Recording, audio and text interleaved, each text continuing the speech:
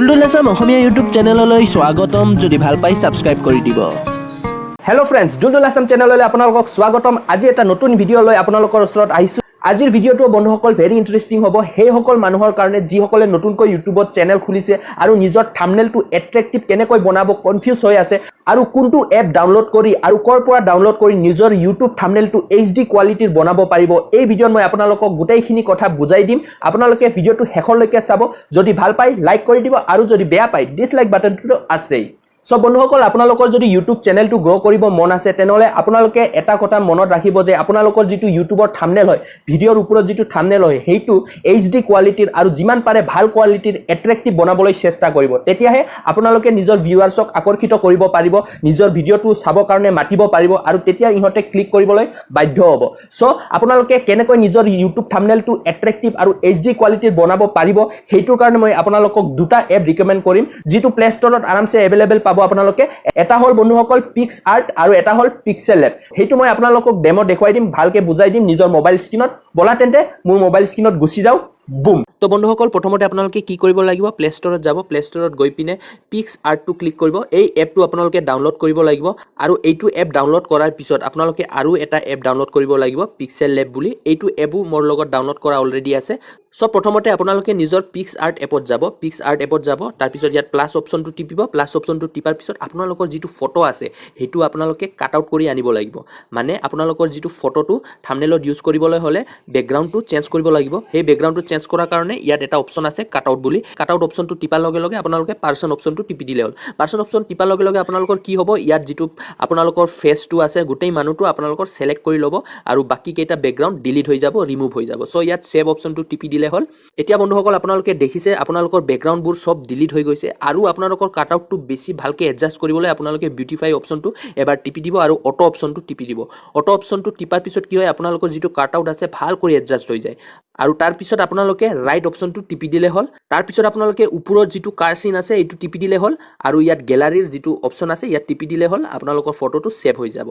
তাৰ পিছত আপোনালোকে কি কৰিব লাগিব, এতিয়া আপোনালোকে পিক্সেল এপত যাব লাগিব। পিক্সেল এপতে মেইন কাম হ'ব আৰু আপোনালোকৰ থাম্বনেলটো ইয়াতে হ'ব। সো ইয়াত আপোনালোকে চাব পাৰে ইমেজ সাইজটো আগত যাব। ইমেজ সাইজত আপোনালোকে চাব পাৰে বহুতটো অপচন আছে। প্ৰফাইল পিকচাৰ বনাব পাৰিব, ইউটিউব চেনেল বেনাৰ বনাব পাৰিব, ফেসবুক কভাৰ আৰ্টও বনাব পাৰিব। আপোনালোকে ইউটিউব থাম্বনেলত ক্লিক কৰিব কাৰণ ইউটিউব থাম্বনেল আমি বনোৱা দেখুৱাই আছো। সো ইয়াত আপোনালোকে টেক্সটটো লিখিব পাৰে। প্ৰথমতে আপোনালোকে কি কৰিব, আপোনাৰ ফটোটো আনি ল'ব, ইম্পৰ্টত যাব। ইম্পৰ্টত গৈ পিনে আপুনি যেটো সিলেক্ট কৰিছিলে ফটো বেকগ্ৰাউণ্ডটো চেঞ্জ কৰিছিলে এইটো ইয়াত আনিব। এইটো আহি গৈছে। ইয়াত ফটোটো আপোনালোকে নিজৰ সুবিধা মতে ডাঙৰ সৰু কৰি ল'ব আৰু এডজাস্ট কৰি ল'ব আৰু মই এডজাস্ট কৰি লৈছো। তাৰ পিছত আপোনালোকে কি কৰিব, ইয়াৰ বেকগ্ৰাউণ্ডটো চেঞ্জ কৰিব পাৰিব।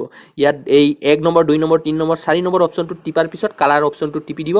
ইয়াত আপোনালোকৰ বেকগ্ৰাউণ্ডটো চেঞ্জ হৈ যাব আৰু ইয়াত দেখিছে আপোনালোকে টেক্সটত ক্লিক কৰিব। টেক্সটত আপোনালোকে লিখিব, মই এনে এটা ডেমো দেখুৱাই আছো কি লিখিম, how to make HD quality YouTube thumbnail. So ইয়াত আপোনালোকে দেখিছে টেক্সটটো সৰু ডাঙৰ কৰিব পাৰে। লগতে আপোনালোকে ইয়াত পেডিং লগাব পাৰে। বেকগ্ৰাউণ্ড যেটো টেক্সটৰ যেটো বেকগ্ৰাউণ্ড আছে হেইটো চেঞ্জ কৰিব পাৰে। মই চেঞ্জ কৰি দেখুৱাই আছো। ইয়াত মই এইটো চেঞ্জ কৰিছো।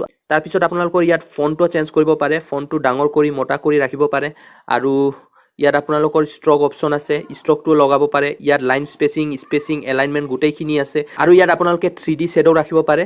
সো ইয়াত মই এনে ডেমো দেখুৱাইছো। ইয়াত আপোনালোকৰ সুন্দৰকে আপোনালোকে এডজাস্ট কৰি পিনে নিজৰ মতে বনাব পাৰে, থাম্বনেলটো এট্ৰেক্টিভ বনাব পাৰে।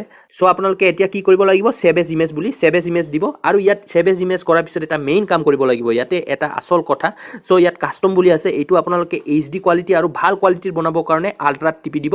আল্ট্ৰাত টিপি পিনে আপোনালোকে সেভ টু গ্যালাৰী দিব। এতিয়া আপোনালোকৰ ফটোটো সেভ হৈ যাব গ্যালাৰীত। এতিয়া আপোনালোকে গৈ পিনে চাব পাৰে যে আপোনালোকৰ থাম্বনেলটো কেনেকুৱা হৈছে। সো ইয়াত দেখিব পাৰিছে আপোনালোকৰ থাম্বনেলটো অলৰেডি সেভ হৈ গৈছে।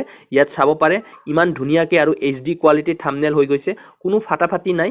ইয়াত আপোনালোকৰ টেক্সটটো একেবাৰে ক্লিয়াৰ হৈছে আৰু এট্ৰেক্টিভ হৈছে। ইয়াত আপোনালোকে ফটোটো চাব পাৰে বহুত ক্লিয়াৰিটি হৈছে। থাম্বনেলটো এনেকৈ যদি আপোনালোকে এট্ৰেক্টিভ বনাই তেনেহলে আপোনালোকৰ ইউটিউব চেনেলটো গ্ৰো হোৱাটো সুবিধা হয়। সো আপোনালোকে যদি এনেকুৱা HD কোৱালিটিৰ ভাল এটা কোৱালিটিৰ যদি থাম্বনেল নিজৰ ভিডিওৰ ওপৰত ৰাখি থয় তেনেহলে ভিউৱাৰ্ছবোৰ আহি পিনে আপোনালোকৰ ভিডিও চাবলৈ বাধ্য হৈ যাব আৰু এবাৰ নহলে এবাৰ ক্লিক কৰি চাব। সো আপোনালোকৰ তেতিয়া ভিউসও বাঢ়িব আৰু চেনেলটো গ্ৰো হোৱাত সুবিধা হ'ব। এতিয়া বলা যাও মোৰ ফেস কেমলৈ। সো বন্ধুসকল আজিৰ ভিডিওটো চাই কেনে পালে নিশ্চয় কমেন্ট বক্সত শেয়াৰ কৰি জনাব আৰু যোনে যোনে মোৰ এই চেনেলত নতুনকৈ আহিছে প্লিজ সাবস্ক্ৰাইব কৰি দিব আৰু নটিফিকেশনৰ যেটো বেল আইকন আছে সেইটো টিপি দিব এতিয়ালৈ আহো বন্ধুসকল জয় আই অসম